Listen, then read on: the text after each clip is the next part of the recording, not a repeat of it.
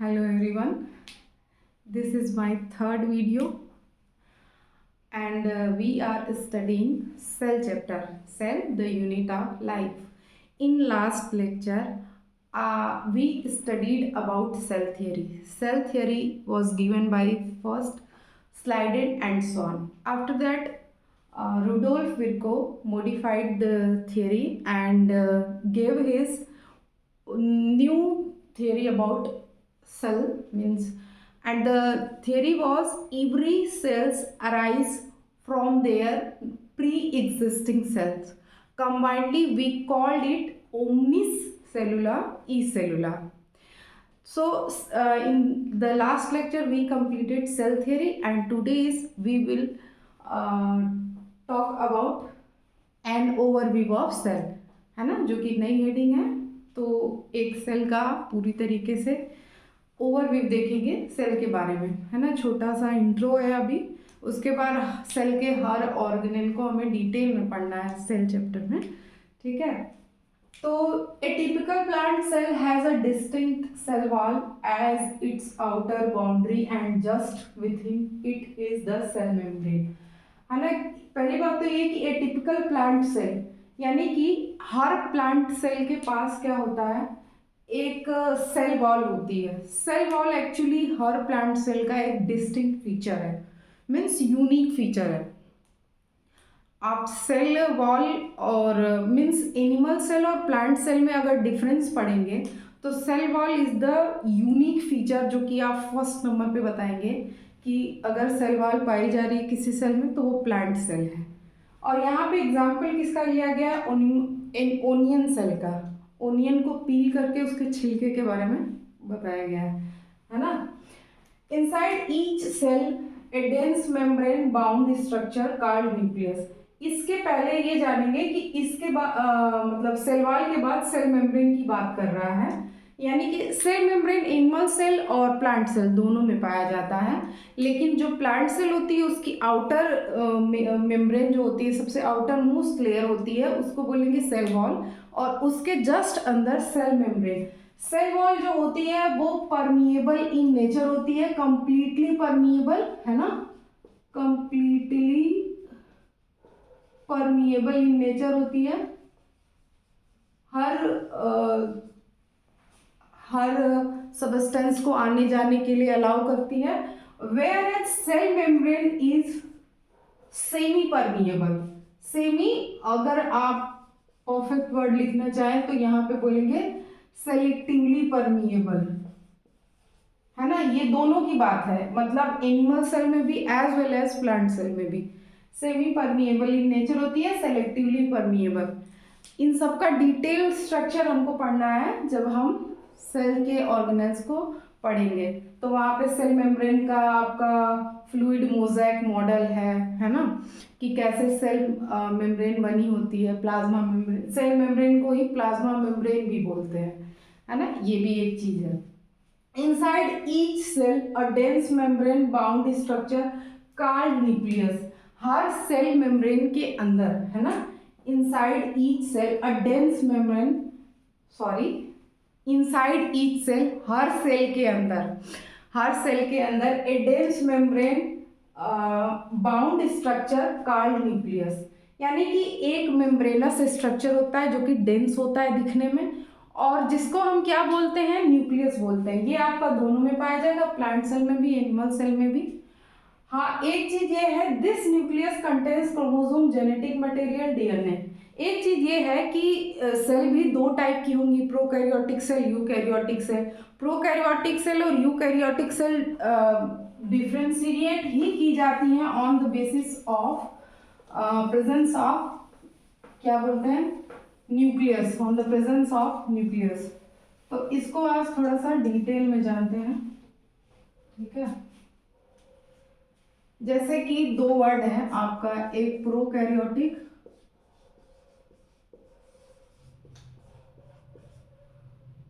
और एक यूकैरियोटिक। यही आगे पढ़ना है तो मैं सोच रही हूँ कि अभी से बता दूँ आपको, है ना।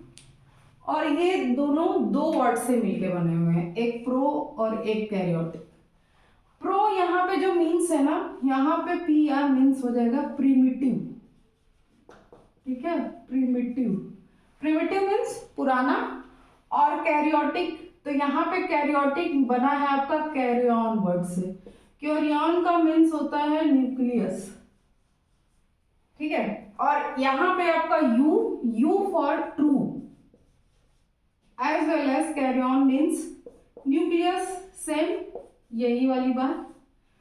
तो जहां पे ट्रू न्यूक्लियस पाया जाता है उनको यूकैरियोटिक बोल देते हैं, और जहां प्रिमिटिव न्यूक्लियस पाया जाएगा उनको प्रोकैरियोटिक बोल देते हैं। अब यहाँ पे कैरियन वर्ड जो न्यूक्लियस जिसका मीनिंग है on the basis of nucleus ही इनको डिवाइड किया जाता है। तो सिर्फ on the basis of nucleus में आगे क्या है देखते हैं। माना कि आपकी एक ये सेल है, एक सेल है, इसके अंदर आपका ये हो गया माना कि न्यूक्लियस, ठीक है। अब ये न्यूक्लियस आपका एक न्यूक्लियर मेम्ब्रेन से बाउंड है या नहीं, यही मेन बेसिस होता है प्रोकैरियोट और यूकैरियोट को डिफरेंशिएट करने का, ठीक है। अगर ये न्यूक्लियर मेम्ब्रेन से बाउंड है तब तो हम इसको कह देंगे यूकैरियोटिक सेल, है ना। क्योंकि जो प्रोकैरियोटिक सेल होती है उसमें प्रॉपरली आपका न्यूक्लियस तो पाया जाता है पर उसमें कोई न्यूक्लियर मेम्ब्रेन नहीं पाई जाती, ठीक है।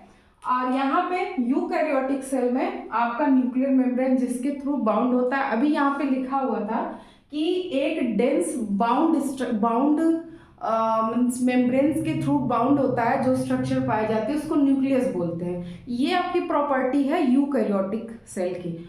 और उस न्यूक्लियस के अंदर ही जेनेटिक मटेरियल पाया जाता है, क्रोमोसोम्स, और जिनको आप बोल सकते हैं DNA, RNA, as well as nucleolus पाया जाता है। क्योंकि न्यूक्लियस का डिटेल स्ट्रक्चर हमको फिर से आगे पढ़ना है, लेकिन ये थोड़ा इंटरेस्टिंग नॉलेज था तो मैंने सोचा कि बता दिया जाए, ठीक है।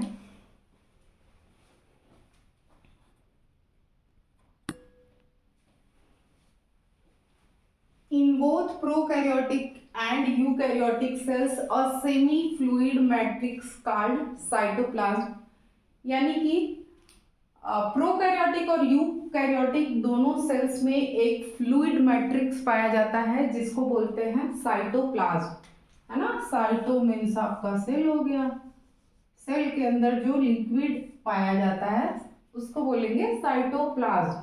Occupies the volume of the cell, यानी कि पूरे सेल का वॉल्यूम को ऑक्युपाई करता है, occupies the volume of the cell. The cytoplasm is the main arena of cellular activities, यानी कि वो मेन जगह है, मेन एरिया है जहाँ पे कि सेलुलर एक्टिविटीज होती in both the plant and animal cells. Various chemical reactions occur in it to keep the cell in living state. मतलब अगर सेल को लिविंग स्टेट में रहना है तो ये जितनी भी बायोकेमिकल एक्टिविटीज होती हैं, है ना, वो सारी कहाँ पे होती हैं, साइटोप्लाज्म में। अगर सेल को जिंदा रहना है तो उसका न्यूट्रिशन जरूरी है ना। तो न्यूट्रिशन को कौन प्रोवाइड करता है, तो साइटोप्लाज्म प्रोवाइड करता है। साइटोप्लाज्म में कई सारे सेल ऑर्गेनेल्स बिखरे होते हैं, है ना, जैसे कि माइट्रोकांडिया है, क्लोरोप्लास्ट है, राइबोसोम है, लाइसोसोम है, इंडोप्लाज्मिक रेटिकुलम है, गोल्गी बॉडी है, सारा का सारा डिटेल में इसी चैप्टर में आगे दिया हुआ है। यहाँ पे इन शॉर्ट थोड़ी सी बातें कर रहे हैं, है ना। वो दोनों में पाया जाता है, प्रोकैरियोटिक में भी यूकैरियोटिक में भी, बस थोड़े अंतर होते हैं। क्या क्या अंतर होते हैं, कुछ सेल ऑर्गेनेल्स के अंतर होते हैं। और अभी मैंने आपको बताया कि प्रोकैरियोटिक मीन्स प्रिमिटिव सेल है तो उसमें थोड़े से एडवांस कैरेक्टर्स नहीं है, जितने भी एडवांस फीचर हैं वो सारे यूकैरियोटिक सेल में पाए जाते हैं। तो ये चीज ध्यान रखना है कि सेमी फ्लूइड मैट्रिक्स पाया जाता है, यानी कि पूरी तरीके से फ्लूइड नहीं है, सेमी फ्लूइड है, और जिसको साइटोप्लाज्म बोलते हैं, जो कि एनिमल और प्लांट दोनों में पाया जाता है। और केमिकल एक्टिविटीज के लिए, केमिकल रिएक्शंस के लिए ये आपका मेन एरिया है जहाँ पे होता है, ठीक है।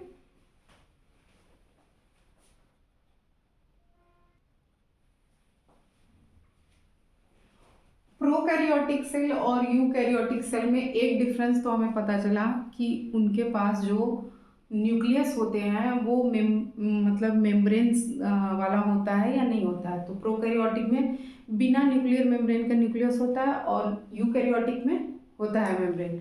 उसके साथ साथ इनमें जो ऑर्गेनेल्स पाए जाते हैं, ऑर्गेनेल्स जो कि साइटोप्लाज्म में होते हैं, जैसे कि अभी मैंने कुछ नाम बताए, endoplasmic reticulum, chloroplast, mitochondria, lysosome, ये सारे नाम मैंने अभी आपको बताए। तो ये जो प्रोकैरियोटिक सेल होती है, इनमें जो ऑर्गेनेल पाए जाते हैं उनमें क्या होता है, मेम्ब्रेन नहीं होती है, मतलब कि डबल मेम्ब्रेनस होते हैं जो यूकैरियोटिक सेल में। एक तो उनका मतलब खुद का मेम्ब्रेन जिससे वो बने हुए हैं, दूसरा उनके प्रोटेक्शन के लिए एक और मेम्ब्रेन, यानी डबल मेम्ब्रेनस पाए जाते हैं यूकैरियोटिक सेल में जितने भी ऑर्गेनेल्स होते हैं। लेकिन यहाँ पे ऑर्गेनेल जो है वो लैक करते हैं मेम्ब्रेन को, ठीक है।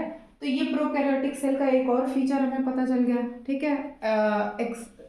इसके अलावा किसके, न्यूक्लियस के अलावा। आफ्टर दैट एक राइबोसोम के बारे में ये थोड़ी सी इंटरेस्टिंग बात है कि राइबोसोम एक ऐसा सेल ऑर्गेनेल होता है जो कि बिना मेम्ब्रेन का होता है, are non membranous bound organelle.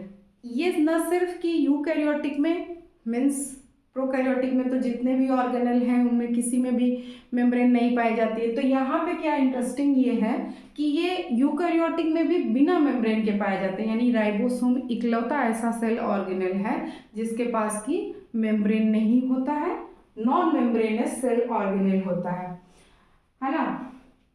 और एक चीज, जो राइबोसोम होता है वो सिर्फ साइटोप्लाज्म में ही नहीं पाया जाता। जैसे कि सेल में साइटोप्लाज्म में ग्रैन्यूल्स लाइक स्ट्रक्चर होती हैं जो बिखरी रहती हैं पूरे सेल में, जिनको कि राइबोसोम कहा जाता है। राइबोसोम का मेन फंक्शन होता है प्रोटीन सिंथेसिस में पार्टिसिपेट करना, बहुत ही की रोल प्ले करता है प्रोटीन सिंथेसिस में। तो ये न सिर्फ साइटोप्लाज्म में पाया जाता है बट आल्सो क्लोरोप्लास्ट में भी पाया जाता है। क्लोरोप्लास्ट जो कि सिर्फ प्लांट सेल में ही पाया जाता है, क्लोरोप्लास्ट जिसके थ्रू फोटोसिंथेसिस होती है ना। और mitochondria as well as endoplasmic reticulum, है ना। तो माइटोकॉन्ड्रिया और एंडोप्लाज्मिक रेटिकुलम के सतह पे भी ये पाया जाता है ना। जैसे कि एंडोप्लाज्मिक रेटिकुलम आपकी दो टाइप की होगी, एक रफ एंडोप्लाज्मिक रेटिकुलम, एक स्मूथ टाइप ऑफ रेटिकुलम। ये आपको आगे पढ़ना है, स्पेशली जब सेल ऑर्गेनेल हम लोग पढ़ेंगे। तो जो रफ वाली होती है वो इसी के प्रेजेंस की वजह से होती है कि रफ वाली के सरफेस पे राइबोसोम्स लगे होते हैं, है ना। तो इतना ही आज के लिए, अगला लेक्चर हम कल पढ़ेंगे, ठीक है। कल मीन्स जब अगली मुलाकात होगी। अच्छा, इसी के साथ साथ प्लीज़ सब्सक्राइब करिए चैनल को। अगर आपको पसंद आए वीडियो तो लाइक भी करिए। Thank you.